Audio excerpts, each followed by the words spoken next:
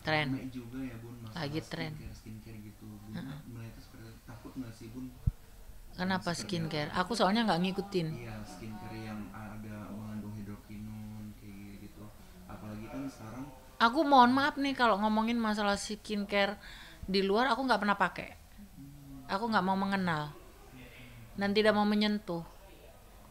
Karena aku biarin aja kalau lo bolong-bolong atau apa gitu.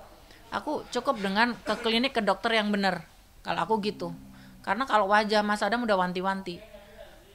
Wajah itu adalah eh, investasi ya. Dan pertama kali orang melihat itu pasti mukanya gitu, bukan badannya. Pasti gitu. Jadi itu adalah kesan pertama. Orang kalau mau mau lihat itu mukanya dulu. Gitu. Jangan sampai mukamu jadi bopeng atau jadi apa, nggak karu-karuan gitu. Hati-hati gitu. Jadi aku tuh sampai hari ini tak ugemin, tak pegang benar-benar. Jadi aku nggak mau mengenal yang namanya skincare apalah itu yang ada dicampur ini campur ini. Saya ke dokter spesialis di klinik yang memang udah tahu ini. Biasanya aku sih ke ini, ke dokter Tan ya, semua artis kan di situ. Jadi ya udah aku ke dokter Tan aja, nggak pernah kemana-mana. Aku kalau udah ke dokter itu dipegang itu udah nggak mau yang lain, karena kan obatnya juga racikannya misalnya racian dokter gitu.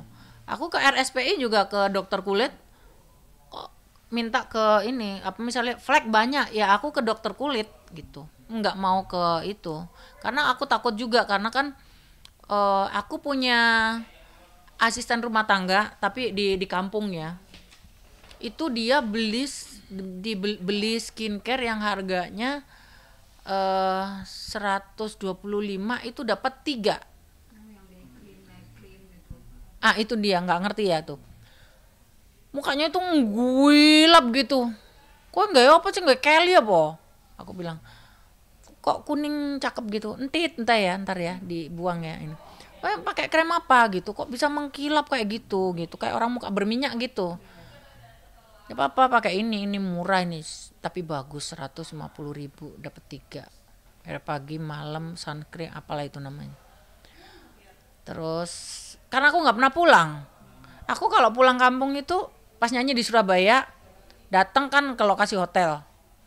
Pulang malam hari mau tidur. Jadi nggak lihat wajah asisten aku.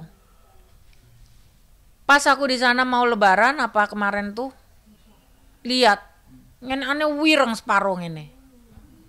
Ireng, Mbak. Ireng reng kayak orang kena tato. Separuh gini. Aku sampai kaget. Kenapa mukamu?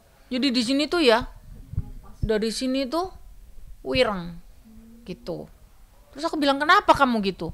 Iya, ibu kemarin itu nyuruh saya nggak boleh pakai ini gitu.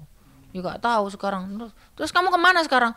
Ya saya ke dokter kulit di Malang katanya gitu. Gitu. Jadi itu yang aku bilang hati-hati karena apa?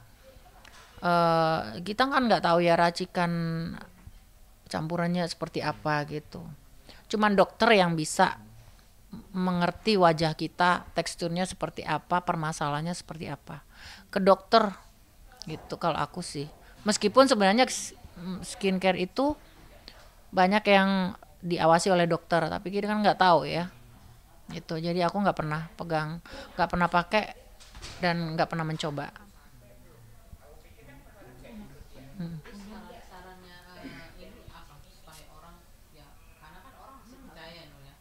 Mungkin lagi viral kali ya.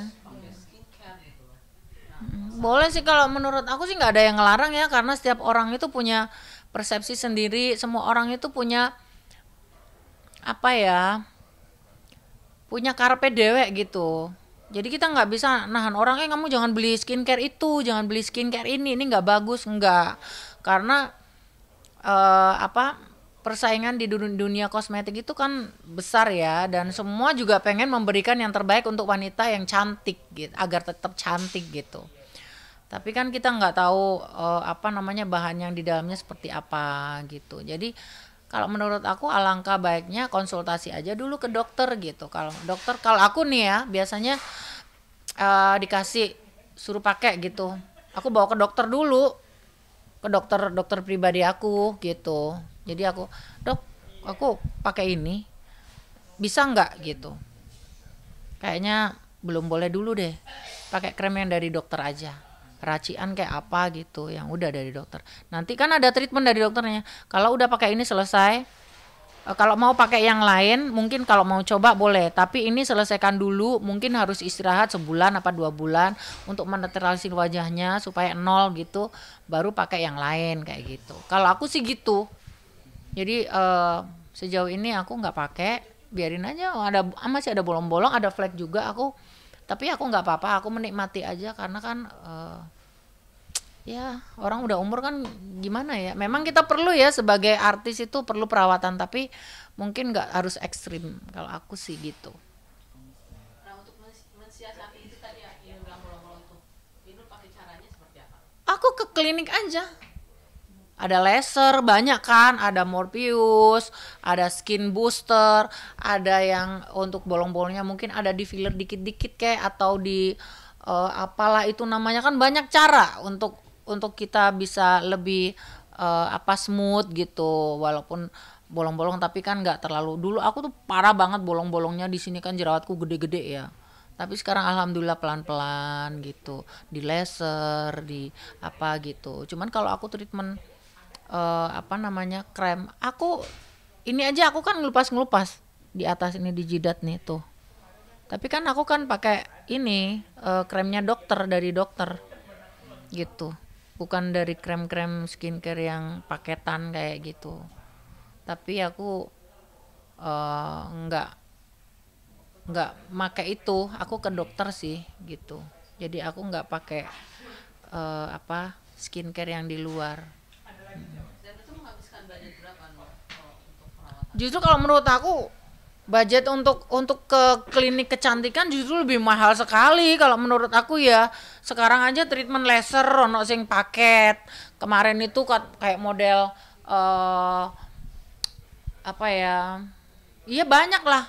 Treatment yang narik-narik, nguk-nguk sampai ke gusi-gusi sakit, untuk ototnya biar kenceng apa segala macam. Ada yang 20 juta, ada yang paket 15 juta, 3 kali treatment, dapat bonus, dapat diskon, ada yang 22 juta, apalah itu namanya, kan banyak. Gitu. Kadang-kadang sekali ke nyalon aja bisa mahal gitu. Makanya kalau aku ke dokter Tan malah dikasih banyak servis gitu. Berarti istilah beauty is pain itu bener adanya? Beneran. Ini aku kemarin kan, ini pipiku agak kendor kan, agak turun. Aku minta dibenang. Ini dibenang dari sini agak bengkak kan. Ini nih ada bolongnya nih. Tuh.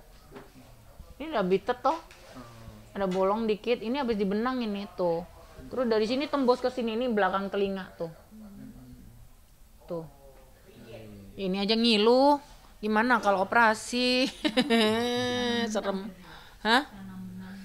Iya, tanam benang aja itu aku minta anestesinya 2 kali. Jadi 30 menit habis dihapus, 30 menit lagi sampai baal. Jadi waktu ditusuk itu diajak ngobrol nggak berasa, tapi marine dapat 2 hari kan bengkak tuh. Cekot itu, aku kok nggak ngebayangin ya. Ini kan anestesi lokal yang sejam 2 jam kelar ya. Ya gimana yang sampai 3 bulan 6 bulan nggak kelar-kelar itu. Serem juga. Itu rutinnya berapa kali dalam seminggu? Ya kalau rutin itu biasanya treatment paling seminggu sekali apa 2 minggu sekali gitu, yang bener. Gitu kalau aku mah. Udah mulai keriput nih, mungkin harus dibotok aja deh dikit gitu. Ini aku juga masih ada keriput kan nih tuh. Tuh ini keriput nih. Nanti aja dibotok gitu. Kalau untuk treatment buka kepala, dijahit-jahit gitu tuh. Takut aku. Ini kalian belum nggak tahu ya, sebenarnya muka aku itu juga kendor, cuman aku pakai treat yang kayak orang-orang Cina gitu. Jadi ininya diikat-ikat, ditarik seret gitu. Jadi agak naik gitu, agak begini. Ini nih karetnya di dalam banyak banget. Ya diakal-akalin aja. Cuman aku belum siap sih kalau dioperasi untuk bedah muka. Mas Adam juga belum izinin. Terus si Ayu, kok Ayu katanya nanti aja katanya.